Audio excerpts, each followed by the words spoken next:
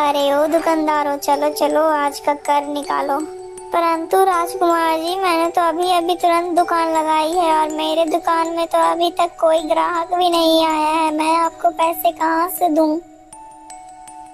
अच्छा, मुझे बेवकूफ बनाता है? सीधी तरह पैसा निकालो, नहीं तो मैं तुम्हारी दुकान को नष्ट कर दूंगा। मालिक, मुझ पर दया कीजिए, मैं अभी आपको कुछ देर में पैसे दे दूंगा। बेचारा किसान गिड़गिड़ाते रहता है, लेकिन राजकुमार को तनिक भी उस पर दया नहीं आती है और वो राजकुमार उसका सारा सामान भी नष्ट कर देता है।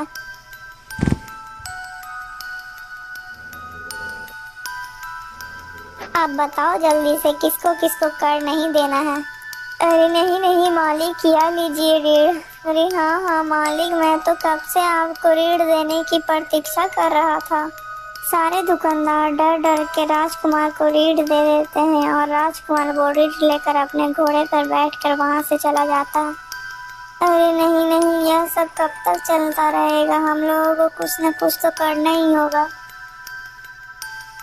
अरे भैया, हमें लगता है कि हमें महाराज के पास चलना चाहिए, वही हमारी मदद कर सकते हैं।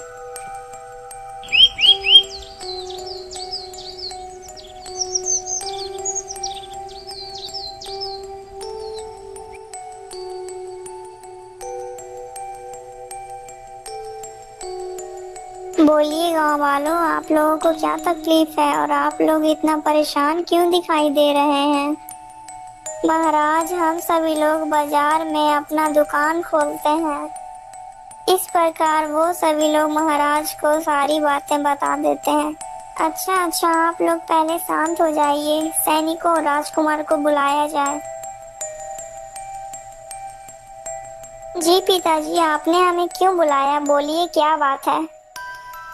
चंद्रवीर, तुम हर रोज गांव वालों से ऋण मांग कर उन्हें क्यों परेशान करते हो? आखिरकार तुम ऐसा क्यों करते हो? पिताजी, यह सभी लोग बाजार में अपनी दुकानें लगाते हैं तो इन्हें ऋण तो देना ही पड़ेगा ना। लेकिन चंद्रगुप्त, तुमने तो आज तक कभी किसी से ऋण नहीं लिया, तो फिर इन लोगों से ऋण क्यों मांगते हो? वो नहीं नहीं पिताजी। अरे नहीं नहीं चंद्रवीर, आज से तुम इन लोगों से कोई भी ऋण नहीं मांगोगे और यह मेरा आदेश है। महाराज की जय हो, महाराज की जय हो। महाराज, आज आपने हम लोगों को बहुत बड़े संकट से बाहर निकाल दिया। ओहो, मेरी तो इस घर में चलती ही नहीं है, मुझे तो कोई समझता ही नहीं है। चलो चलो, कोई बात नहीं, जब मैं महाराज बन जाऊंगा तो इन सब से चुन चुन कर बदला लूंगा। लेकिन ऐसे महल में बैठे बैठे मैं तो परेशान हो जाऊंगा। चलो चलो, मैं कहीं घूमने चलता हूँ। मैं ऐसा करता हूँ कि चलो आज मैं शिकार पर चलता हूँ। इतने दिन हो गए लेकिन मैंने कभी इतने दिन में शिकार पे नहीं किया। इतना सोचकर राजकुमार चंद्रवीर शिकार के लिए निकल पड़ता है।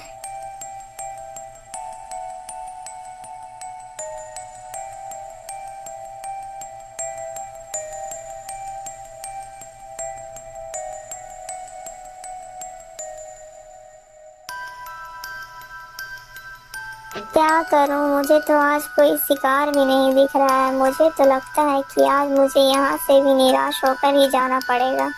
चलो चलो, अब घर वापस ही चलता हूँ। यह सभी बात सुनकर राजकुमार वापस घर की ओर लौट चलता है।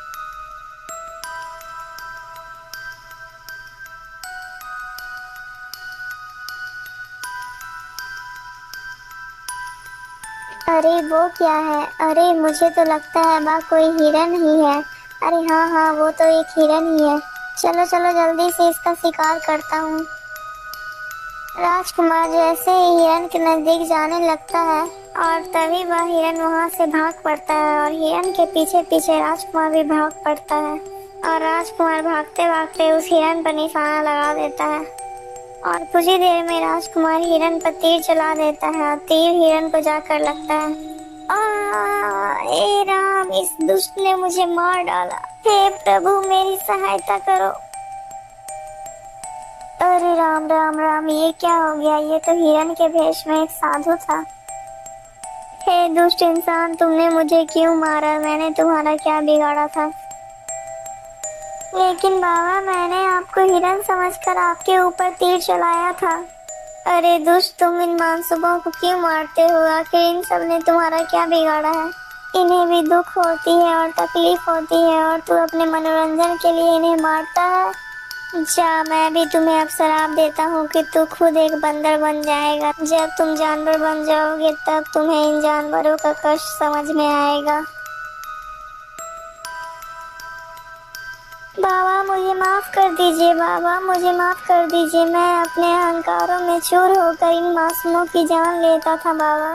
बाबा मैंने आज तक बहुत गलत काम किए हैं बाबा, अब मैं ऐसा नहीं करूँगा। प्लीज़ बाबा आप मुझे माफ कर दीजिए, मुझे यह श्राप नहीं दीजिए बाबा। साधु को इसकी बातें सुनकर साधु को उस पर दया आ जाती है। बेटा मैं तुम्हारा ये श्राप वापस नहीं ले सकता, लेकिन बेटा जब कोई कन्या तुमसे तुम्हारे बंदर रूप में विवाह करना चाहे तब तुम्हारा ये श्राप खत्म हो सकता है बेटा, और तब तुम अपने वास्तविक रूप में आ जाओगे। इतना कहकर वह साधु अपने प्राण त्याग देता है।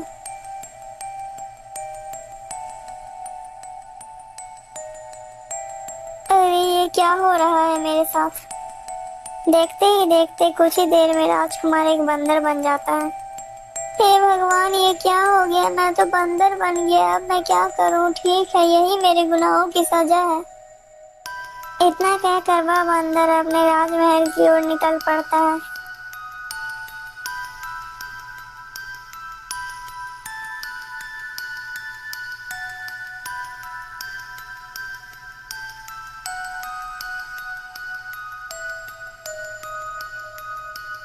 अरे अरे, यह बंदर इधर ही क्यों चला आ रहा है? अरे भाई, तुम इतना परेशान क्यों हो रहे हो? आने दो इस बंदर को। अभी इसके पिछवाड़े पे 4-5 डंडे लगाऊंगा, तब ये खुद पे खुद अपना रास्ता बदल लेगा। अरे ओ मूर्ख बंदर, तुम मुंह उठाकर यहाँ कहाँ चला आ रहा है? चल भाग यहाँ से। अरे सैनिक भाई, मैं कोई बंदर नहीं हूँ, मैं राजकुमार हूँ, मुझे अंदर जाने दीजिए। अच्छा, तो एक बंदर हमारा राजकुमार बनेगा? अच्छा तो फिर ठीक है, मैं एक वक्त के लिए तुम्हें राजकुमार मान लेता हूँ। लेकिन उस दुष्ट राजकुमार ने कभी हमें जिंदगी में भाई नहीं बोला और तू हमें भाई बोल रहा है। अरे सैनिक भाई, अब मैं बदल चुका हूँ, अब मैं पहले जैसा नहीं रहा। अरे हाँ, वो तो हम साफ साफ देख रहे हैं कि तू तो पूरी तरह बदल गया है, कि तू तो इंसान से बंदर बन गया है। अरे ओ मूर्ख बंदर, तू हमें बेवकूफ बना रहा है, चल भाग यहाँ से। इतना कहते ही सैनिक बंदर को 4-5 डंडे लगा देते हैं। बंदर तुरंत वहां से भाग खड़ा होता है। हे भगवान, अब मैं क्या करूं? मुझे तो ये सैनिक अंदर घुसने ही नहीं दे रहे हैं। अब आप ही बताओ भगवान, मैं क्या करूं?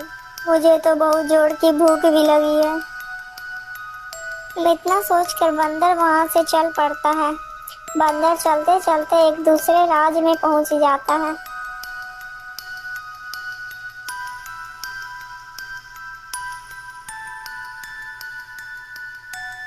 अरे खाना तो मिल गया, चलो चलो जल्दी से ये खाना खा लेता हूँ।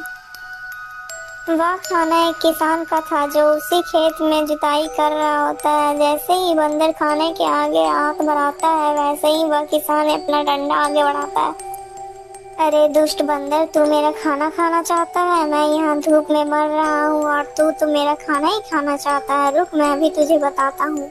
इतना कहकर वो किसान बंदर को 5-6 डंडे लगाता है और वो उसे वहां से भगा देता है। दोस्तों, अगर आपको ये वीडियो अच्छी लगी तो प्लीज़ वीडियो को लाइक करके चैनल को सब्सक्राइब कर दीजिएगा दोस्तों। और हाँ दोस्तों, ऐसी और वीडियो देखने के लिए हमारे चैनल के साथ बने रहिएगा।